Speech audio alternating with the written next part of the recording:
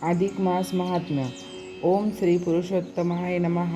ओम नमो श्री गजवदना गणराया गौरी नंदना विघ्नेशा भवभयहारणा. नमन माझे साष्टांगी. नंतर नमली श्री सरस्वती ब्रह्मकुमारी वीणावती जगन्माता भगवती विद्यादात्री विश्वाची. नमन तैसे गुरुवर्या सुखनिदान सद्गुरुराया. स्मरुनी त्या पवित्र पाया चित्तशुद्धी जाहली. थोर ऋषी मुनी संतजन बुधगण आणि सज्जन करून तयासी नमन ग्रंथरचना आरंभिले. अधिक महिना हा मलमास पुरुषोत्तम नाव कसे पडले खास. त्याचा इतिहास महात्मा खास सांगे मिलिंद माधव. वर्षाचे असती 12 महिने परंतु एका विशिष्ट क्रमाने 13वा महिना येतो नेमाने.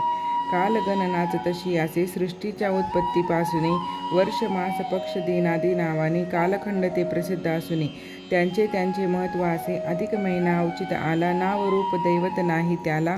तेने अशुभ अपवित्र ठरला अधिष्ठाता कोण नसे. अशा त्या मलिन मासी कोणी न करीती शुभकृत्यासी.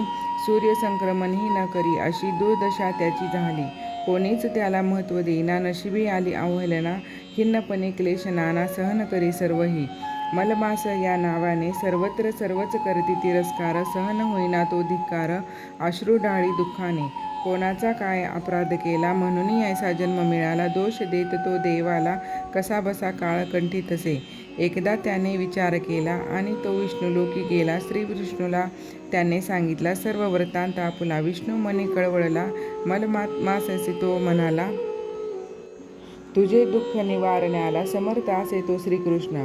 गोलोकी चल जाऊ आपण श्रीकृष्णासी करू सर्व निवेदन. तो होताच सुप्रसन्न चिंतामुक्त होशील तू. मग निघाले ते तेथून गोलोकी गेले दोघे जण.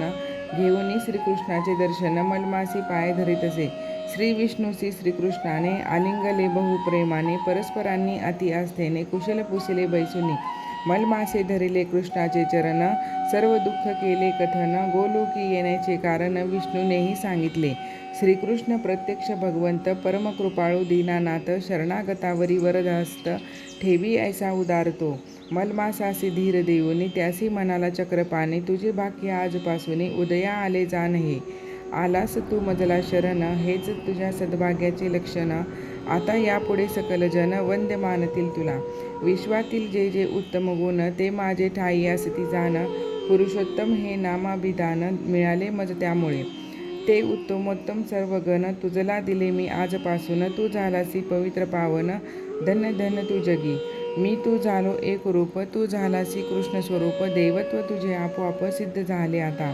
यापुढे या जगतात होशील तू बहुप्रख्यात. माझा पूर्णश ओतप्रोत तुझ्यात आता भरला असे. 12 महिन्याहून अधिक श्रेष्ठ अधिक महिना तू आससी वरिष्ठ. सर्वात तुझे स्थान विशिष्ट तुझ्या आज्ञेत सर्वही. ऐसे सांगून कृष्ण मुरारी अधिक मासाच्या मस्तकावरी वरदहस्त ठेवून नंतरी संतोष पावला. मलमास झाला पुरुषोत्तम मास. आनंद झाला श्रीविष्णूस. त्यानेही त्या अधिक महिन्यास शतशुभाशीर्वाद दिले.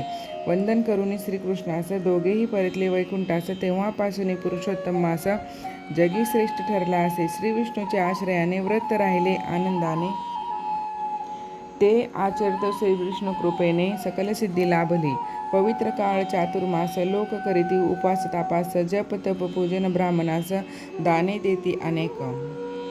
त्या पुण्याच्या प्रमाणात स्वर्गी सुख होतसे प्राप्त. पुण्य संचय होता समाप्त. पुनर्जन्म घ्यावा लागतो तसे नाही पुरुषोत्तम व्रताचे. त्याचे पुण्य असे अव्यक्त साचे. भय नसते जन्म मृत्यूचे. शाश्वत सद्गती लाभते. पुरुषोत्तम व्रत महत्वाचे. साधन सकल सुख समृद्धीचे. महिनाभर आचरिता चाचे. अक्षय पुण्य लाभ होतसे. यात्रेस जावे उत्तर क्षेत्री. स्नान करावे पवित्र तीर्थी. दान धर्म करावा यथाशक्ती.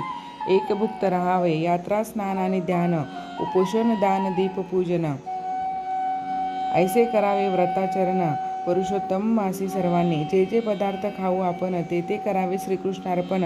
सदोदित असावे शुद्ध मन. विकल्प कधीही नसावा. इतर व्रते देत एक एक फळ. पुरुषोत्तम व्रत देते फळे सकळ.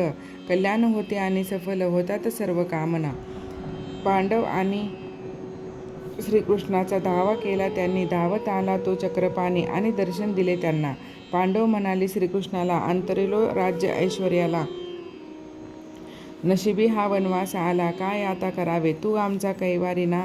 मग झाली अशी का दैना, कष्ट क्लेश अनंत यातना भोगावे का लागती, तुझ्याशिवाय अन्य कोण. त्राता आम्हा नसे जाण, गत वैभव कीर्तिमान धन परत कैसे मिळेल. ते ऐकूनी म्हणे भगवंत, तुम्ही करा पुरुषोत्तम व्रत, ते आणि ता आचरणात गेलेले सर्व मिळेल. आचरिता त्या महाव्रतास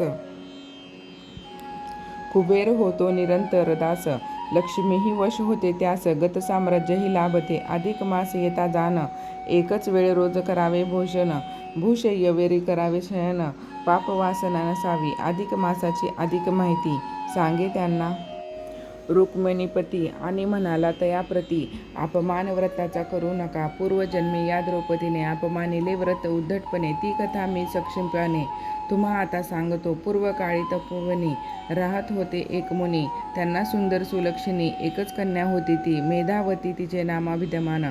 ती असता अगदी लहान, मात्र सुखास मुकली म्हणून पिता तिला वाढवी. पुढे तिचा पिताही निवर्तला, जगातील तिचा आधार गेला. तिच्या पुढे प्रश्न पडला, आता काय करावे. बाल तपस्विनी ती चतुर, मनानेही खरीच खंबीर, तिने न सोडता धीर शिवाराधना केली. एकदा तिच्या आश्रमापाशी आले अकस्मात दुर्वा ऋषी, पाहुनी त्या तपस्विनीसी मनी दया उपजली. म्हणाले, मुली तुझे दुःख समस्त दूर व्हावया एकच मार्ग असे फक्त, करावे तू पुरुषोत्तम उपवास मनोभावे निष्ठेले. मेधाला ते नाही पटले, थट्टेवारी तिने ते नेले. दुर्वासिनी परत उपदेशिले, असे झाले पाचंदा, मी आहे खरी शिवभक्त, मला नको पुरुषोत्तम व्रत. ऐसे ती हसत हसत दुर्वासना म्हणाली. क्रोधायमान झाले ते ऋषी, त्यांनी शाप दिला तिसी, अपमानिले तू व्रतासी, परिणाम घोर भोगशील. पुढे तिने उग्र तप केले, कैलासपती मग प्रगट झाले. दर्शन देऊन तिला म्हणाले, मग काय हवे ते.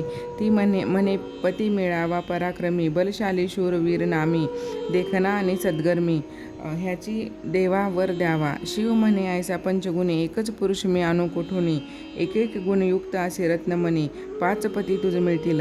मेधा म्हणे, हे मेद नारी, एका पुरुषा अनेक नारी, हे घडू शकते खरोखरी, परंतु वर विचित्र हा, 5 पतीचा होता पत्नी, हसेच होईल माझे जनी, म्हणून देवा कृपा करुनी अन्य वर मज द्यावा हो. शिव बोलले मग तिला. दुर्वासांनी मज उपदेश केला, तेव्हा हसलीच 5 वेळा, त्याचाच हा परिणाम असे. सत्य ठरलेच माझी वाणी, मात्र पुढच्या जन्मी होशील राणी, करशील पुरुषोत्तम व्रत मनापासून, तेव्हाच सुखी होशील. शिवाची वाणी खरी ठरली, मेधा द्रौपदी रूपे जन्मी आली, 5 पतींची पत्नी झाली, व्रतांचा अपमान भोवला. दुर्वासाची शापवाणी या जन्मी खरी ठरुनी, 5 पतीची झाली पत्नी, याचे स्मरण असावे. पुरुषोत्तम व्रत आचरिता, त्वरित फलप्राप्ती होय तत्वता, गत वैभव सारे येईल हाता, विश्वास मजवरी ठेवावा. एवढे पांडवांना सांगून कृष्ण गेला द्वारकेस निघून, व्रत केल्यावरी पांडवांनी राज्य त्यांचे त्यांना मिळाले. नकळत घडले जरी हे व्रत, तरी पुण्य पडते पदरात. या संबंधीची कथा उदांत सांगतोय आता ऐकावी. पूर्वी सुदेव नामे एक ब्राह्मण, गौतमी नामे त्याची पत्नी जाण, दोघे करीती विष्णू पूजन, सदैव सुखाने नांदती, करिता श्री विष्णूची भक्ती, पापे 1000 वाटांनी पळती, अंती होते मोक्ष प्राप्ती. प्रभाव मोठा भक्तीचा, अमरीश भवसागर तरला, अढळ पद मिळाले प्रल्हादाला, सद्गती मिळाली विदुराला, भीष्म विभूषणही तरले ते. ईश्वर भक्तीचे पुण्य महान, इच्छित फलप्राप्ती होते जाण, म्हणून तो सतशील ब्राह्मण विष्णू पत्नी करत असे. त्याने पुत्रप्राप्तीसाठी तपश्चर्या केली फार मोठी. गरुड कृपेने त्याचे पोटी शुकदेव पुत्र जन्मला. परंतु पुढे कालांतराने तसाच काही कारणाने त्या ब्राह्मणाच्या दुर्दैवाने पुत्र निधन पावला. गौतमी आणि सुदेव शोक करू लागली सदैव, ईश्वरावरी ठेवून भाव अन्न पाणी वर्जिले. ब्राह्मण पत्नी होती कष्ट कृश झाली त्यांची शरीरयष्टी, वरून होत असे पर्जन्यवष्टी, त्याचेही भान नसे त्यांना. सुदैवाने तो होता अधिक मास, त्यांना घडले कडक उपवास, पर्जन्य स्नानही घडले त्यास, पुण्य लाभ झाला अनायासे आणि नकळत त्यांना घडले पुरुषोत्तम व्रत, म्हणून पुत्र झाला जिवंत, आनंदी आनंद झाला.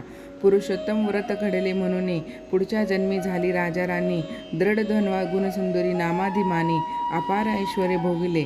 दृढधन्वा होता पुण्यवान त्याचे पूर्वजन्म व्याख्यान वाल्मिकी ऋषींनी केले कथन, तेव्हा कळले सर्वांना. आता एका दीपाख्यान दीपदानाने मिळते कोणते पुण्य, तेच सर्व वर्तमान ऐका शांतचित्तेने. चमत्कार नामे एका नगरीत मणिग्रीव आपल्या पत्नीसहित होता कसा बसा राहत.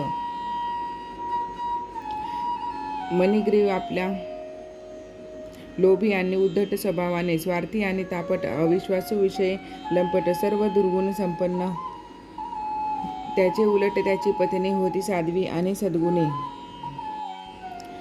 पती सेवारत समाधानी, विनयशील सर्वदा. मणिग्रीव होता दुष्ट, हिंसक, तसाच कर्मभ्रष्ट. त्याचे वरी होते सर्व रुष्ट, अप्रिय होता सर्वांना. आप्तांनी घातला बहिष्कार, छळही त्याला झाला फार. अखेर सोडून ते नगर वनात जावे लागले. पती तेथे पत्नी गेली, रानावनी दोघे भटकू लागली. योगायोगाने गाठ पडली उग्रदेव नामे मुनींची. त्याची दीनदशा पाहुनी मनी द्रवले उग्रदेव मुनी. दीपदानाचे महत्त्व त्यांनी सांगितले त्या दोघांना. म्हणाले, नको जप तप साधन, नाही करावे लागत उपोषण. दुःख दारिद्र्य संकट होते निवारण, केवळ दीपदानाने. म्हणून पुरुषोत्तम मासात दीप ठेवावा अखंड दैवत, तेने श्री विष्णू भगवंत प्रसन्न होईल निश्चये.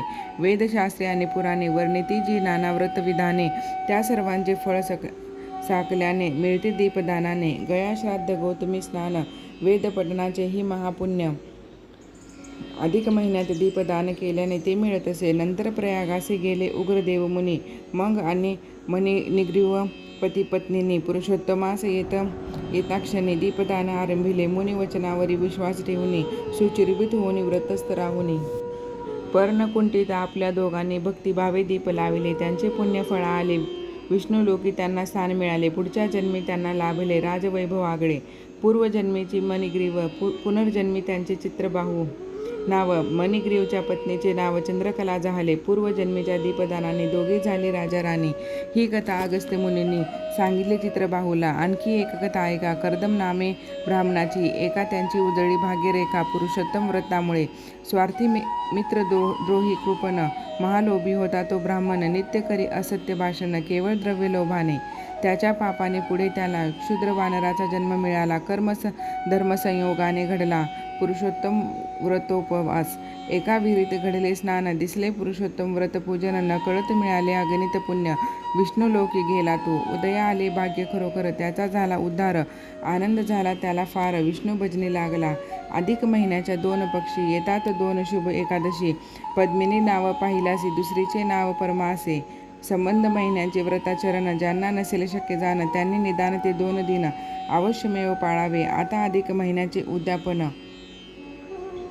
सांगतो ऐका लक्ष देऊन. त्या महिन्याचा येता अंत्यदिन श्रीकृष्ण पूजन करावे. फापट पसारा सर्व टाळावा. मुख्य विधी फक्त आचरावा. उगीच डामडोल नसावा. केवळ श्रद्धा असावी. मूर्ती किंवा तसबीर मांडून स्नानादी उपचार करावे. समर्पण यथासांग करावे. पूजन साष्टांग नमस्कार घालावा. नंतर दोन्ही हात जोडून प्रार्थना करावी मनीच्या मनी. देवा ही पूजा स्वीकारूनी अपराधांची क्षमा करावी. न जाणे मी आव्हान, न कळे मजला पूजार्चन. अज्ञ बालक मी मज समजून कृपा करावी भगवंता. शेवटी महानिवेद समर्पून गाय किंवा एखादा श्वान यांना द्यावे पान वाढून. कृष्णार्पण मस्तू म्हणावे. मग कुटुंबियासहित आपण प्रसन्नचित्ते करावे भोजन. जेवताना असावे मौन. हरिमनी स्मरावा. गोरगरिबासी भिक्षा द्यावी. अनाथ अपंगाची दया करावी. वृत्ती सदा उदार असावी. उत्पात्री दान करावे. विष्णू किंवा कृष्ण समजून 2 ब्राह्मणांना बोलावून यथाशक्ती दक्षिणा देऊन 1 पोथी द्यावी. ही अधिक मासाचे महात्म्य अपार. पुरुषोत्तम व्रताचे पुण्य थोर. टाळावयाचे ग्रंथ विस्तार. संक्षेपे सर्व वर्णिले. हे व्रत पाळावे स्त्रीपुरुषांनी, त्यातल्या त्यात सुवासिनींनी. त्यांची सौभाग्यवृत्ती होऊन पुत्रपौत्र सौख्य मिळेल. कुमारिकेला मिळेल भाग्यवंत पती. लग्नार्थी पुरुषाला सुशेल पत्नी. विद्यार्थ्यांना होईल विद्याप्राप्ती. मोक्षार्थीयांना मोक्ष लाभेल. अधिक महिन्यात दैनंदिन ही पोथी करावी पठन किंवा करावी श्रवण. पुण्य लाभ होत असे. श्रीनारायण नारदासी श्रीकृष्णाने हे पांडवांना सुक्ताने सर्व ऋषीमुनींना पुरुषोत्तम व्रत वर्णिले. महात्म्य हे अधिक महिन्याचे खरोखरी पुण्यदायक साचे. कल्याण होते सौभक्ताचे म्हणे मिलिंद माधव. आसो शके 1891 वर्षी कार्तिक मासी कृष्ण पक्षी गुरुवारी एकादशी ग्रंथ पूर्ण झाला. हा ओम श्री गणेशा श्रीकृष्णार्पणमस्तु. शुभम भवतु. ओम विष्णवे नमः. विष्णवे नमः. विष्णवे नमः. ओम शांती शांती. भक्त कवी मिलिंद माधवकृत अधिक मास महात्म्य पुरुषोत्तम व्रतकथा संपूर्णम.